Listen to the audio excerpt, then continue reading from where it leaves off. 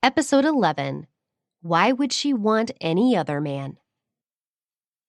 Mommy, Liam looked at Bryce's departing back and whispered. where's Daddy going? Natalie touched his head. She felt conflicted. He seemed certain that this man was his father, and no matter what she said, she couldn't change his mind. She smiled helplessly and was about to remind him again that that wasn't his dad. But when she raised her head, she saw Cheryl walking slowly toward her. "What are you doing here?" Her expression immediately darkened, and she spoke with a tone that was not cold, but also could not be described as indifferent. Cheryl immediately played innocent and lightly tugged her arm. "I don't need a reason. I was just afraid that my sister was bored, and so I came over to chat." Why was she suddenly acting so kind? She'd been angry just now, and now she was trying to provoke her. "Natalie, you don't know this, but I actually used to envy you." Seeing that Natalie wasn't paying attention to her, Cheryl pouted and continued sadly. "Ever since I was young, Dad was always with you, while Mom and I lived in that rented apartment. I was really envious of you. I even wanted to snatch Dad and Nick away from you." Natalie found it funny that she spoke as if she had been wronged, but didn't know who was responsible for it. "But you know, big sis," Cheryl choked, and her voice filled with sobs. "Nick was really loyal to you. He only wanted to be with you, which is why I made you hurt me, so that I could get his attention, so that he would care for me. In the first year after you went abroad, he was in turmoil. But by helping him through the most difficult days of his life and letting him see my strengths, he slowly started to develop feelings for me." "Have you finished?" Just as Cheryl was getting started, Natalie, who remained expressionless, interrupted her. "I'm not interested in listening to your emotional story, nor do I have time to watch you brag." "Why?" She immediately put on a sad expression and then laughed out loud. "You're not holding yourself back anymore. Well, it's true, you've always been like this. That's what I like about you most. Otherwise, 5 years ago, you wouldn't have played into my hands like a fool. Do you think you can become a queen bee just by hooking up with Bryce Clare? He doesn't know about your past, does he?" Cheryl had a face full of mischief. She tapped her chin with her finger and casually picked up a glass of wine from a server beside her. "If he knew that you still had feelings for your little sister's fiancé, how would he react?" She thrust the wine into Natalie's hands and pushed her away with a frown. Then she smirked and threw herself to the ground. With her hair in a mess around her head, she cried, "Sister, you already have Bryce. Why are you still thinking about Nick?" She purposely raised her voice to attract the attention of all the guests in the hall. "Do you still blame me for getting together with him?" She bit her lips as tears threatened to fall from her eyes. "But he caught you cheating. You broke his heart first. How can you still—" She did not finish her sentence, but she had already said enough to put all the blame on Natalie. The surrounding guests looked at the stunned Natalie, who felt her head buzzing and her temples throbbing. Seeing Cheryl kneeling on the ground in a very sorry state, Nick squeezed through the crowd, pulled her into his arms, and roared fiercely, "Natalie, why are you like this?" Even Tom leaned towards her and reprimanded her. "How could I have a daughter with such a vicious heart?" The endless scolding made her head spin.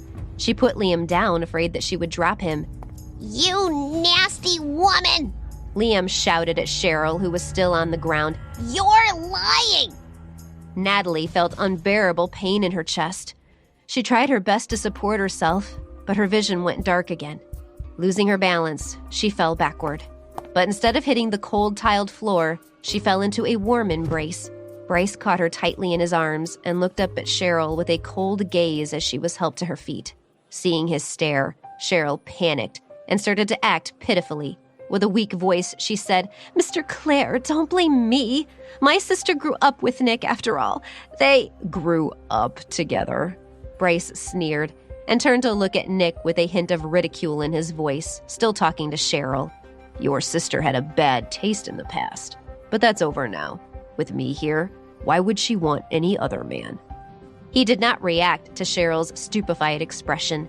Instead, he picked up Liam with one arm and hugged the unconscious Natalie close to him before turning around and leaving. Episode 12, Give Me Back My Son. When Natalie woke up, she was no longer at the engagement party, and she was surrounded by snow-white walls. She had apparently been taken to a hospital. She still had a splitting headache, as if someone was pounding her head with a hammer. Liam. She felt a little weak, but she did not expect her voice to turn hoarse the moment she spoke. She began to cough violently. Tom was standing at the side of her bed. Seeing that she had woken up, he didn't pay any attention to her words. Instead, he said, "What's your relationship with Bryce?" At that moment, Natalie felt nothing in her heart but disgust. She could almost smell his desperation, and it made her headache worse. In no mood to answer his question, she forced herself to sit up in bed. "Liam, hurry up and come in here," she called. "Stop shouting. He's not here." Tom frowned and said impatiently, "I asked Cheryl to take him for food." "You haven't answered my question. What is your relationship with Bryce?" Natalie refused to believe that he had good intentions. What's more, she couldn't imagine what kind of harsh treatment Liam would be subjected to if he stayed with Cheryl. "What does it have to do with you?" Her face darkened as she glared at him. "I think I've made myself clear. You go your way and I'll go mine. In the future, I'll leave you alone." "All right, let's go our separate ways." Tom smiled coldly and nodded. "You can go. The farther, the better." Natalie lifted her hand and pushed away the quilting covering her body, barely able to support herself as she stood up. "I will. I'm leaving with Liam. Don't worry, we won't bother you again." "Liam is a Davidson, so naturally he will be brought up here. Do you really think someone like you could raise him?" Tom's words stabbed at her like needles, so sharp and painful that she couldn't even scream. When he first saw Liam, he had called him a bastard. But now that he thought the boy's father was the illustrious Bryce Clare, he had changed his tune. "You can say whatever you want." She clenched her hands, her voice growing louder. "I don't want anything. Just Liam." After going through so much, there was almost nothing left inside her. No one cared about her, or whether her life was good or bad. Spending 5 years abroad had made her mature a lot, but she had also woken up. During that painful and unforgettable period, Liam had been at her side. Through spring, summer, autumn, and winter, through many days and nights. His importance to her was not something her father or any of the others could understand. "I will give him back to you." Tom raised his eyebrows and sized her up, speaking slowly. "I've heard that the Clare family is looking for a business partner. If you can persuade Bryce to partner with us, I will return your child to you." He spoke lightly, but his intention was clear. How many people were fighting for this opportunity? Something like this was easier said than done. "Don't worry, I won't hurt the child, but you should use your time wisely." With that, Tom walked away, leaving Natalie alone in the ward. She was so cold that she felt like she was standing in a cave of ice.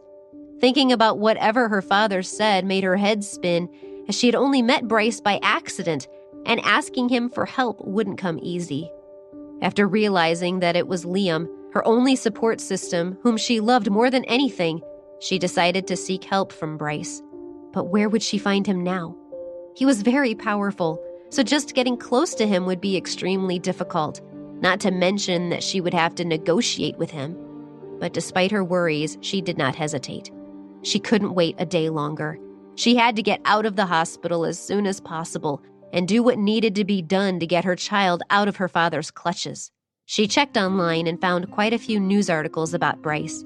They said that he was a young talent, of the sort only seen once a century. But she didn't care about any of this. She quickly found his company's address on the website and went through her discharge procedures before rushing out of the hospital. When Natalie arrived at the Clare group, it was already afternoon. She sighed with emotion as she looked at the tall building in front of her. In the spacious, empty lobby, the tiles were so clean that you could see your reflection in them. "Hello." She took 2 steps toward the reception desk and said quickly, "I want to see Bryce Clare." The receptionist didn't even look up. She just answered in a cold, expressionless voice, "Do you have an appointment?" "An appointment? How could she have an appointment?" She didn't even know the man's cell. The girl at the front desk seemed to have read her thoughts. She didn't wait for a reply before she continued, "Sorry, I can't let you in without an appointment." How could she leave now? She was too weak even to stand properly. So she went outside and squatted down in front of the building. It was the height of summer, and the sun almost made her faint. But despite how sick her body was, she gritted her teeth and endured it silently. She waited a full 3 hours, and only when it was close to evening did she finally see Bryce. He was too busy talking on his cell phone to notice her. He got into his car and prepared to leave. Natalie quickly got up and chased after him. She wanted to tell him to stop, but when she opened her mouth, she found that her throat was dry and hoarse. As the car passed her, heading off down the road, she rushed out in front of it and blocked its path. In the back seat, Bryce finally noticed what was happening, and his expression changed completely. Episode 13.